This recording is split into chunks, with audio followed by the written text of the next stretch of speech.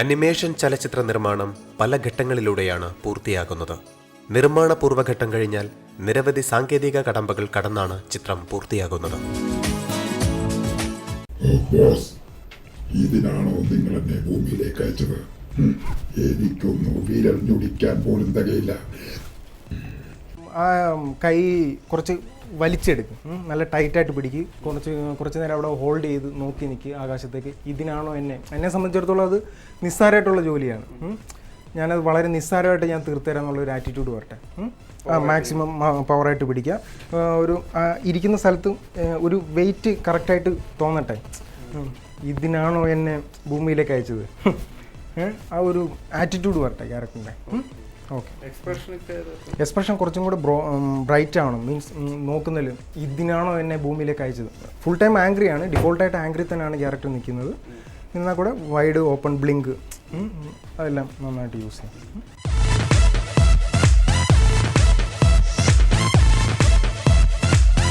ഇവിടെ സംഭവിക്കുന്നത് എങ്ങനെയാണെന്ന് വെച്ച് കഴിഞ്ഞാൽ 3D മോഡൽ വെറും ഡമ്മി മാത്രമാണ്. ശരിക്കും അതിൽ ആക്ടർ എന്ന് പറയുന്നത് ആനിമേറ്ററാണ്. അപ്പോൾ സ്വാഭാവികമായിട്ടും ഒരു ആനിമേറ്റർ എൻ്റെ അഭിപ്രായത്തിൽ ഒരു തികഞ്ഞ ഒരു ആക്ടർ ആയിരിക്കണം.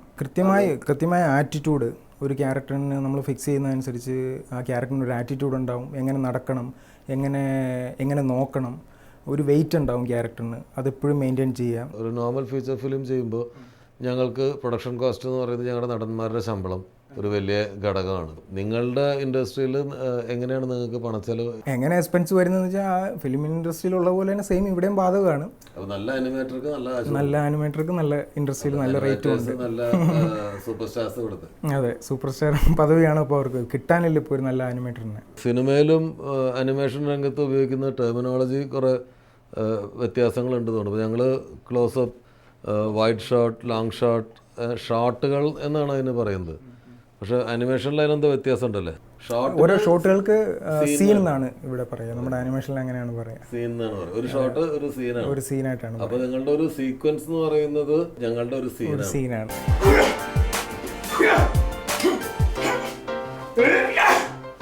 ഈ 3D ആനിമേഷനിലെ ഒരു രസകരമായിട്ടുള്ള ഒരു സംഭവം എന്ന് വെച്ച് കഴിഞ്ഞാൽ നമ്മൾ കൊറിയോഗ്രാഫറും സ്റ്റണ്ട് മാസ്റ്റർ എല്ലാം ആനിമേറ്റർ തന്നെയാണ്. ഇപ്പോൾ നമ്മളത് ലൈവായിട്ട് ഷൂട്ട് ചെയ്ത്, ഇപ്പോൾ ഫൈറ്റിംഗ് ഉണ്ടെങ്കിൽ നമ്മൾ 2 ക്യാരക്ടറുകളിൽ നിന്ന് ലൈവായിട്ട് ആനിമേറ്റ് ചെയ്യും. മീൻസ് ഷൂട്ട് ചെയ്ത് അത് റെഫറൻസ് ആയിട്ട് വെച്ചുകൊണ്ട് നമ്മൾ ക്യാരക്ടറിനെ ആനിമേറ്റ് ചെയ്യാണ് ചെയ്യുക. Modelling, rigging, texturing, animatics, lighting, special effects തുടങ്ങി നിരവധി വിഭാഗങ്ങളുടെ അശ്രാന്ത പരിശ്രമമാണ് ഒരു 3D അനിമേഷൻ ചിത്രത്തെ പൂർണ്ണമാക്കുന്നത്. ഇന്നിപ്പോൾ നമ്മളിവിടെ ഡിസ്കസ് ചെയ്യുന്നത് കീ ഫ്രെയിംസിൻ്റെ 2 ഇൻ്റലക്ച്വൽ പ്രോപ്പർട്ടീസിനെ കുറിച്ചാണ്. 2 കോൺസെപ്റ്റുകളാണ് നമ്മൾ ഡെവലപ്പ് ചെയ്തിട്ടുള്ളത്. ഒന്ന് ടോർപിഡോ, രണ്ടാമത്തെ എമീബു. 2 കോൺസെപ്റ്റുകളാണ് ഇപ്പോൾ നമ്മൾ ഡെവലപ്പ് ചെയ്ത് വെച്ചിട്ടുള്ളത്. അതിൽ ടോർപിഡോ എന്ന് പറയുന്ന പ്രൊജക്റ്റിൻ്റെ മെയിൻ ക്യാരക്ടറായ സഞ്ജു എന്ന് പറയുന്ന ക്യാരക്ടറിൻ്റെ ക്യാരക്ടർ ഡിസൈനിങ്ങും അതിൻ്റെ കളർ കീസുമാണ് നമ്മളിപ്പോൾ നമ്മുടെ മാറ്റ് പെയിൻറ്ററും ക്യാരക്ടർ ഡിസൈനറുമായ മിസ്റ്റർ രാജീവ് ചെയ്തുകൊണ്ടിരിക്കുന്നത്. അതിൻ്റെ ഡീറ്റെയിൽസിലേക്ക് നമുക്ക് പോകാം.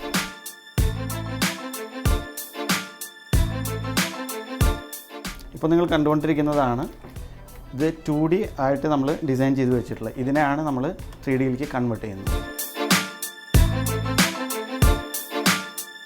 ഇപ്പോൾ നമ്മൾ നിൽക്കുന്നത് അനിമേഷൻ്റെ മോഡലിംഗ് ഡിപ്പാർട്ട്മെൻറ്റിലാണ്. ഈ അനിമേഷൻ പ്രോസസ്സിൽ ആദ്യം 3D പാർട്ടിലേക്ക് വന്നു കഴിഞ്ഞാൽ ചെയ്യുന്ന ആദ്യത്തെ ഡിപ്പാർട്ട്മെൻറ്റാണ് മോഡലിംഗ്.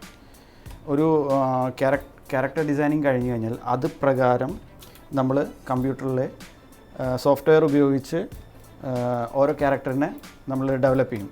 ആ ഡെവലപ്പ് ചെയ്യുന്ന ആ പ്രോസസ്സിനെയാണ് നമ്മൾ മോഡലിംഗ് എന്ന് പറയുന്നത്. അത് മോഡലിംഗ് തന്നെ 2 തരത്തിലോ 3 തരത്തിലോ നമുക്ക് വേണമെങ്കിൽ വിഭജിച്ച് നമുക്കതിനെ പറയാം. Character modelling, props modelling, BG modelling എന്നിങ്ങനെ 3 തരത്തിൽ നമുക്കതിനെ വിശേഷിപ്പിക്കാം. ഇപ്പോൾ ഇവിടെ നമ്മൾ കണ്ടുകൊണ്ടിരിക്കുന്നത് ക്യാരക്ടർ മോഡലിംഗ് ആണ്.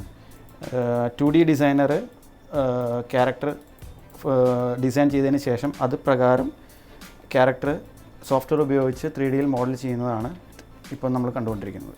ഇപ്പോൾ നമ്മൾ ഈ ചെയ്തുകൊണ്ടിരിക്കുന്ന ക്യാരക്ടറിൻ്റെ പേര് സ്കാർകാങ്കോ എന്നാണ്. ഇത് ഈ കഥയിലെ മെയിൻ വില്ലൻ ക്യാരക്ടറാണ്.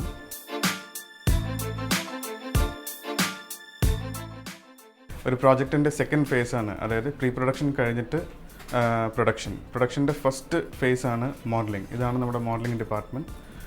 മോഡലിങ്ങിൽ വന്നിട്ട് 2 ടൈപ്പ് ഓഫ് മോഡലിംഗ് ഉണ്ട്. ക്യാരക്ടർ മോഡലിംഗ്, പിന്നെ ലൊക്കേഷൻ മോഡലിംഗ്.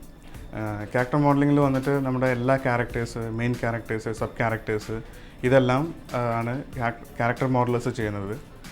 ലൊക്കേഷൻ മോഡലിംഗ് വന്നിട്ട് അതിൽ വരുന്ന ബിൽഡിങ്സ്, പിന്നെ പ്രോപ്പർട്ടീസ്, ട്രീസ്, അങ്ങനെ വരുന്ന എല്ലാ ലൊക്കേഷൻ മോഡലിങ്ങിൽ വരുന്നത്. നമുക്ക് ബേസിക്കലി 6 മോഡലേഴ്സ് ഉണ്ട് നമ്മുടെ ഈ ഡിപ്പാർട്ട്മെൻറ്റിൽ. ഇതൊരു വളരെ സിമ്പിളായിട്ട് പറയുകയാണെങ്കിൽ ഒരു ക്ലേ മോഡലിംഗ് ആയിട്ട് തന്നെ കമ്പയർ ചെയ്യാം. പണ്ട് നമ്മൾ ചെറുപ്പകാലത്തൊക്കെ ക്ലേ കൊണ്ട് ഉണ്ടാക്കുന്ന പോലെ സെയിം അതേ സ്റ്റൈലിൽ തന്നെയാണ് ഇത് മായയിൽ ചെയ്യുന്നത്. പ്ലസ് പ്രൊവൈഡഡ് അതിൻ്റെ ആയിട്ടുള്ള ടെക്നിക്കലായിട്ടുള്ള ഒരുപാട് കാര്യങ്ങളെല്ലാം ശ്രദ്ധിച്ചുകൊണ്ട് മായ എന്ന സോഫ്റ്റ്വെയറിൽ ചെയ്യാണ്. ഓൾമോസ്റ്റ് ക്ലേ മോഡലിംഗ് പോലെ തന്നെ. റിഗിങ്ങിന് തൊട്ട് മുമ്പുള്ള സ്റ്റേജാണ് മോഡലിംഗ്. പിന്നെ മോഡലിംഗ് എന്ന് പറഞ്ഞാൽ ഒരു പ്രോജക്റ്റിൻ്റെ വളരെ ബേസിക് ആയിട്ടുള്ളൊരു വളരെ സ്ട്രോങ് ആയി നിൽക്കേണ്ട ഒരു ഏരിയയാണ് മോഡലിംഗ്. നല്ല മോഡലിംഗ് ചെയ്താലേ നല്ല രീതിയിൽ റിഗ് ചെയ്യാൻ പറ്റുള്ളൂ, ടെക്സ്ചർ ചെയ്യാൻ പറ്റുള്ളൂ. അതിനുശേഷം ആനിമേറ്റ് ചെയ്യണമെങ്കിലും നല്ല റിഗ് വേണം. അപ്പോൾ ബേസിക്കലി മോഡലിംഗ് നല്ല സ്ട്രോങ് ആയിരിക്കും.